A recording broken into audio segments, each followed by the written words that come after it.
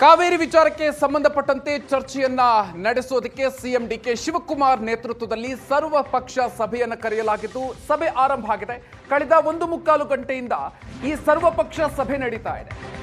ಮಾಜಿ CM BS ಯಡಿಯೂರಪ್ಪನವರು, ಬಸವರಾಜ ಬೊಮ್ಮಾಯಿ ಸೇರಿದಂತೆ ಹಲವರು ಸಭೆಯಲ್ಲಿ ಭಾಗಿಯಾಗಿದ್ದಾರೆ. ಕೇಂದ್ರ ಸಚಿವ H D Kumaraswamy, V Somanna ಅವರು, ಶೋಭಾ ಕರಂದ್ಲಾಜೆ ಕೂಡ ಸಭೆಯಲ್ಲಿ ಭಾಗಿಯಾಗಿದ್ದಾರೆ. ಬಿವೈ ವಿಜಯೇಂದ್ರ, ಆರ್ ಅಶೋಕ್, ಛಲವಾದಿ ನಾರಾಯಣಸ್ವಾಮಿ, ಈ ರೀತಿಯಾಗಿ ಪ್ರಮುಖ ನಾಯಕರು, ಸಚಿವರು, ಕಾವೇರಿ ಪ್ರದೇಶದ ಶಾಸಕರು, ಸಂಸದರೆಲ್ಲರೂ ಕೂಡ ಭಾಗಿಯಾಗಿದ್ದಾರೆ. ಕಾವೇರಿ ವಿಚಾರಕ್ಕೆ ಸಂಬಂಧಪಟ್ಟಂತೆ ಮುಖ್ಯಮಂತ್ರಿ ಡಿಕೆ ಶಿವಕುಮಾರ್ ಅವರ ನೇತೃತ್ವದಲ್ಲಿ ಕರೆದಿರುವಂತಹ ಸರ್ವಪಕ್ಷ ಸಭೆ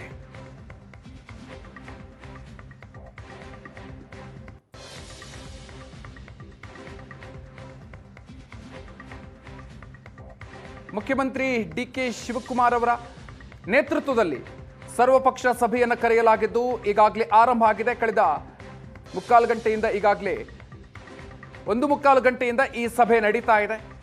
ಮಾಜಿ ಸಿಎಂ ಬಿಎಸ್ ಯಡಿಯೂರಪ್ಪನವರು, ಬಸವರಾಜ ಬೊಮ್ಮಾಯಿ ಅವರು ಕೂಡ ಭಾಗಿಯಾಗಿದ್ದಾರೆ. ಕೇಂದ್ರ ಸಚಿವ ಎಚ್ ಡಿ ಕುಮಾರಸ್ವಾಮಿ ಅವರಿದ್ದಾರೆ.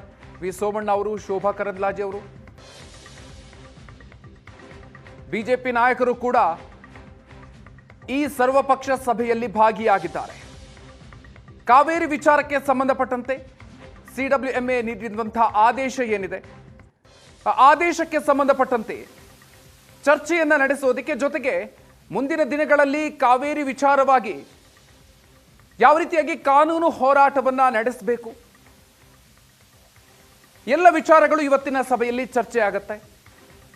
ಜೊತೆಗೆ ಕಾವೇರಿ ವಿಚಾರವಾಗಿ ರಾಜ್ಯ ಒಗ್ಗಟ್ಟಾಗಿದೆ, ಪಕ್ಷಭೇದವನ್ನು ಮರೆತು ಎಲ್ಲ ಪಕ್ಷಗಳು ಕೂಡ ಒಟ್ಟಾಗಿ ಬರ್ತೀವಿ ಅನ್ನೋದನ್ನ ಈ ಒಂದು ಸಭೆಯ ಮೂಲಕ ಸಂದೇಶವನ್ನು ಕೂಡ ಕಳುಹಿಸುವುದಕ್ಕೆ ಈ ಒಂದು ಸಭೆ ಬಹಳಷ್ಟು ಮುಖ್ಯ ಆಗತ್ತೆ. ಸರ್ವಪಕ್ಷ ಸಭೆ ಕಳೆದ 1.25 ಗಂಟೆಯಿಂದ ನಡೀತಾ ಇದೆ. ಇನ್ನು ಈ ಸರ್ವಪಕ್ಷ ಸಭೆಯಲ್ಲಿ ಮುಖ್ಯಮಂತ್ರಿ ಡಿಕೆ ಶಿವಕುಮಾರ್ ಅವರು ಪ್ರಾಸ್ತಾವಿಕ ಭಾಷಣವನ್ನ ಮಾಡಿ ಆರಂಭ ಮಾಡಿದ್ರು. ಈ ಸಂದರ್ಭದಲ್ಲಿ ರಾಜ್ಯದ ಹಿತಕ್ಕಾಗಿ ರಾಜಕಾರಣವನ್ನು ಮರೆತು ಒಟ್ಟಿಗೆ ನಿಂತ ಇತಿಹಾಸ ಇದೆ. ರಾಜಕೀಯಕ್ಕಿಂತ ರೈತರು, ಜನರ ಹಿತವೇ ನಮಗೆ ಮುಖ್ಯ ಅನ್ನುವಂಥ ಮಾತನ್ನ ಸರ್ವಪಕ್ಷ ಸಭೆಯಲ್ಲಿ ಮುಖ್ಯಮಂತ್ರಿಗಳು ಹೇಳಿದ್ರು. ಕುಡಿಯುವ ನೀರಿಗೆ ಮೊದಲ ಆದ್ಯತೆ ಅನ್ನೋದು ನಮ್ಮ ನಿಲುವು. ಎಲ್ಲಾ ನಾಯಕರು ರಾಜ್ಯದ ಪರವಾಗಿ ನಿಂತಿರೋದಕ್ಕೆ ಧನ್ಯವಾದ ಅಂತ ಸಿಎಂ ಡಿಕೆ ಶಿವಕುಮಾರ್ ಅವರು ಹೇಳಿದ್ದಾರೆ.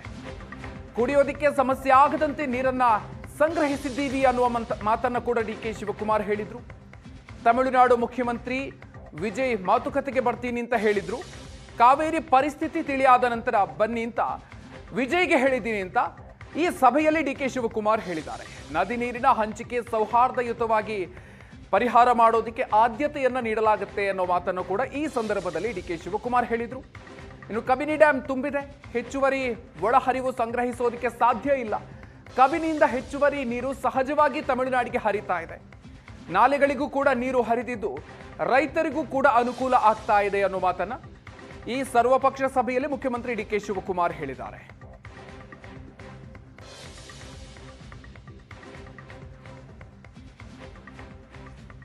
ಇನ್ನು ಸರ್ವಪಕ್ಷ ಸಭೆಯಲ್ಲಿ ಭಾಗಿಯಾಗಿದ್ದಂತಹ ಮಾಜಿ ಸಿಎಂ ಸದಾನಂದ ಗೌಡ ಅವರು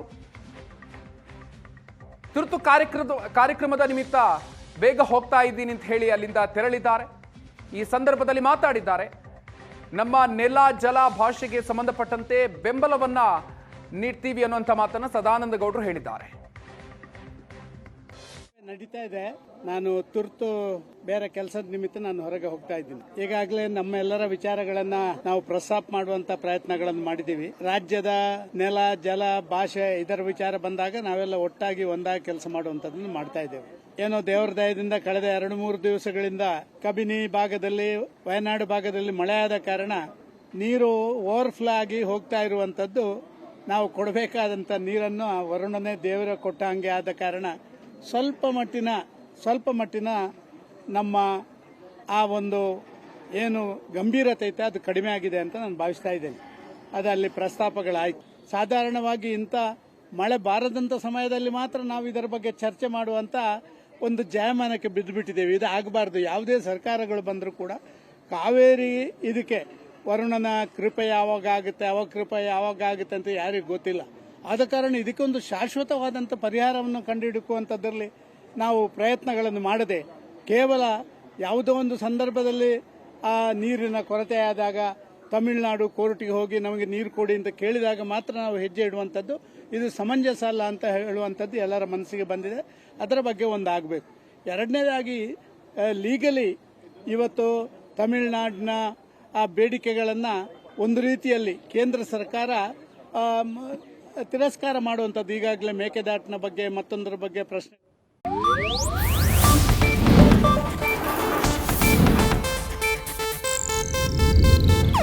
ಇದು ಏಷ್ಯಾನೆಟ್ ನ್ಯೂಸ್ ನೆಟ್ವರ್ಕ್ ಪ್ರಸ್ತುತಿ.